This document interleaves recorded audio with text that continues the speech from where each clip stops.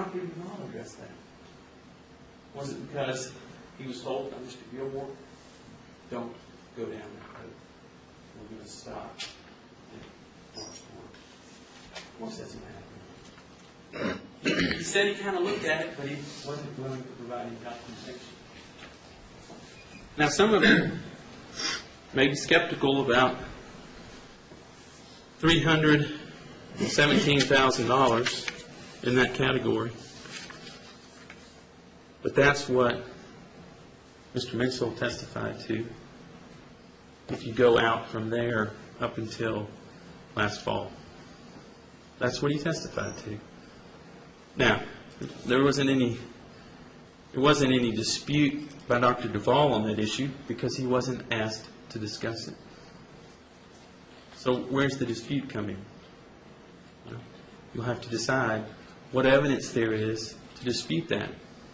Is it reasonable and fair to believe that Mr. Crawford would have had to take some time to get back on his feet?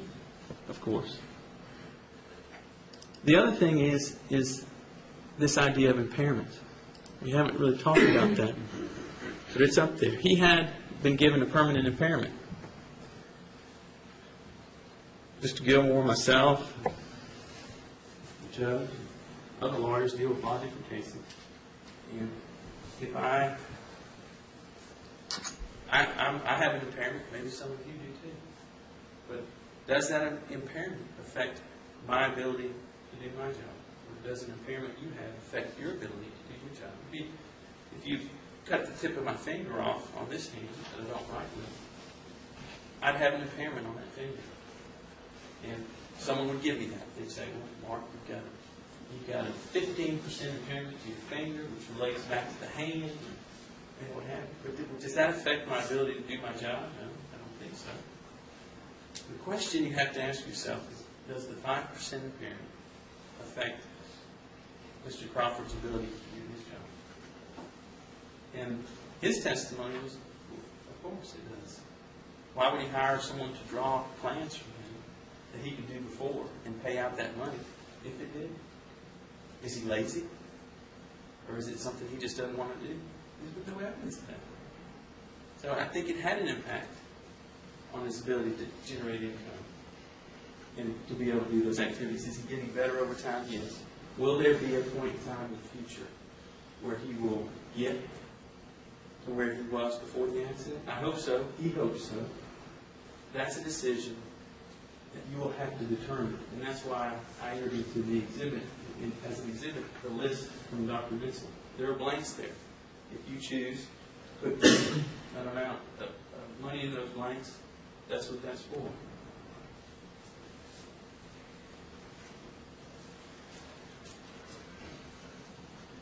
I can't, and I'll have an opportunity to talk some more after Mr. Gilmore finishes his discussion, but I can't stress any more than I have already that Mr. Crawford is the injured party in this case.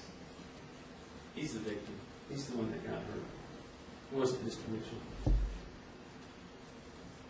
Thank you. More?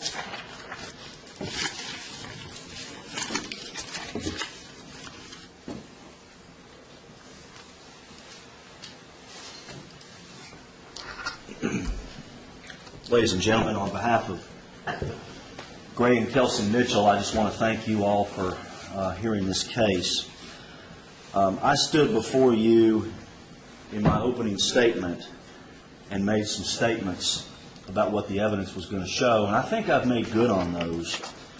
One of the things you'll remember that I told you was that you would hear a lot about the difference between objective and subjective, and that the only complaints that even Dr. Howell could find are what's called subjective complaints, and you all know that very well by now.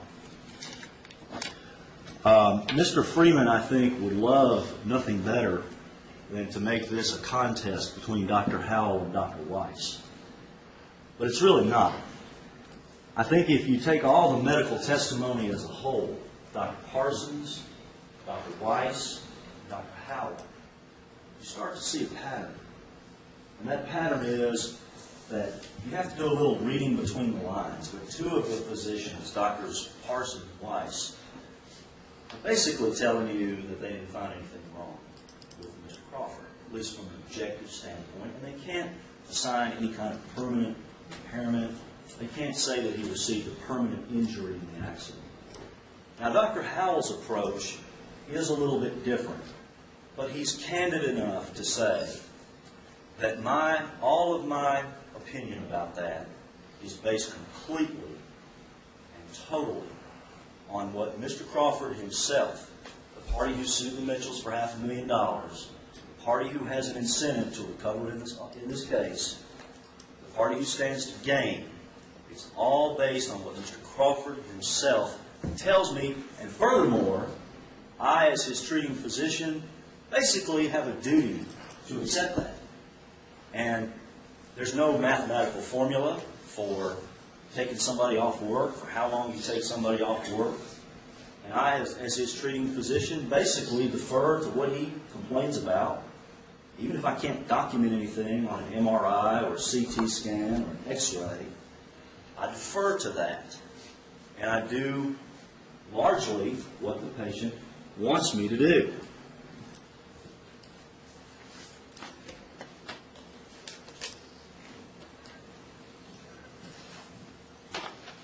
I'm just going to play you 15 to 30 seconds of what Dr. Howell said about that, just so you'll see that I'm not making it up.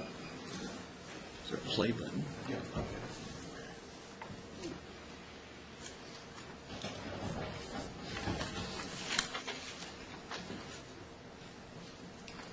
And the impairment rating of 5% is based on Mr. Crawford's subjective complaints of pain. Is that correct? That's correct.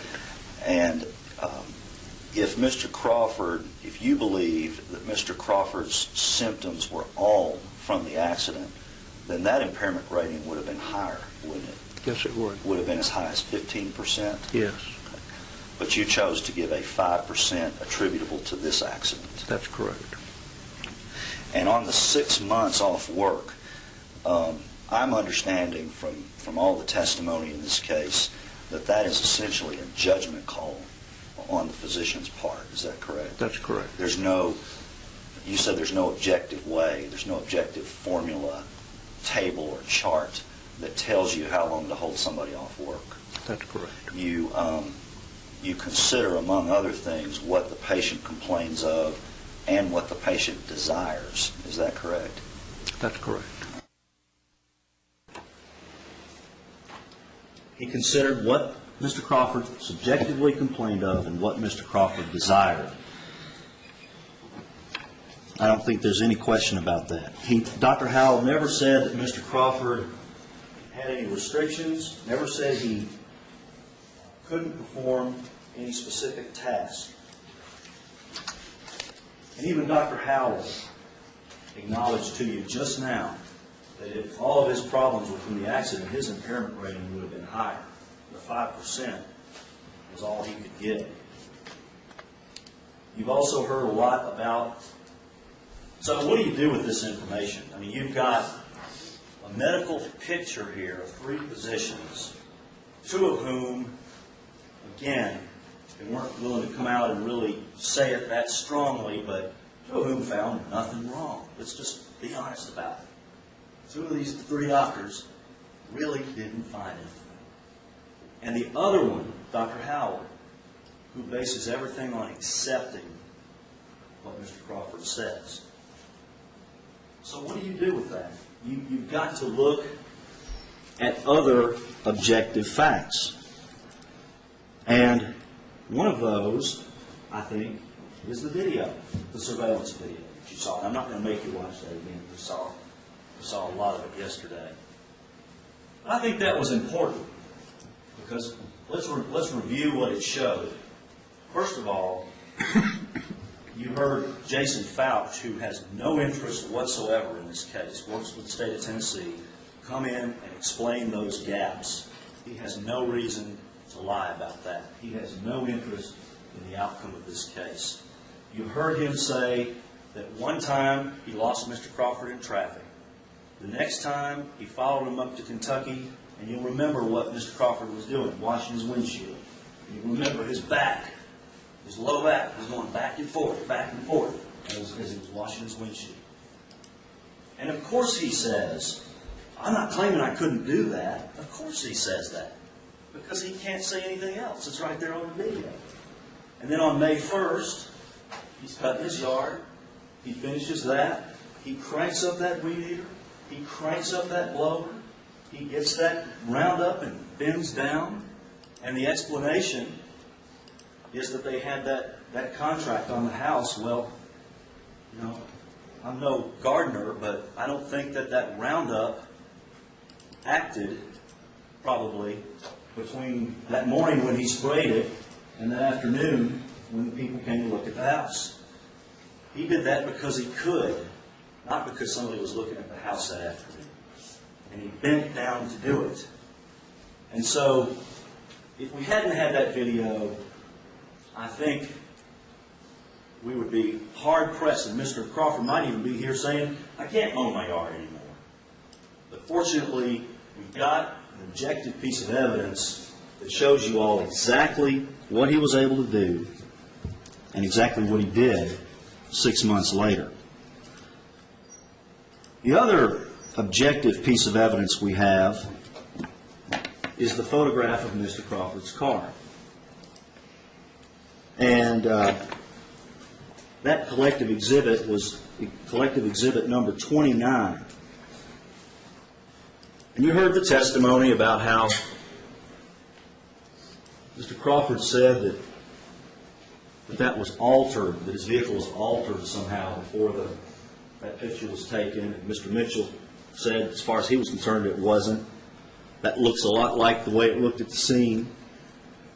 That's the back of his car.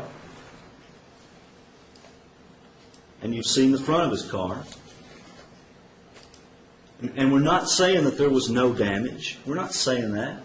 We're not saying that an accident didn't occur. We're not saying that the accident was staged. What we're saying is, let's be reasonable, let's be fair in terms of the amount of money that Mr. Crawford is entitled to. Now, Mr. Freeman said that it was fair and reasonable, that what they're seeking is fair and reasonable. You're here, basically you've got two lawyers telling you that all we want is what's fair and reasonable. And I would just ask you, or submit to you, that what Mr. Menzel is saying, that the damages in this case are $317,000 from this. And with no damage in the back revealed on these studies other than what was there before. That's not fair and reasonable. Mr. Crawford himself came into his deposition under oath almost 2 years after the accident, submitted a figure, which is exhibit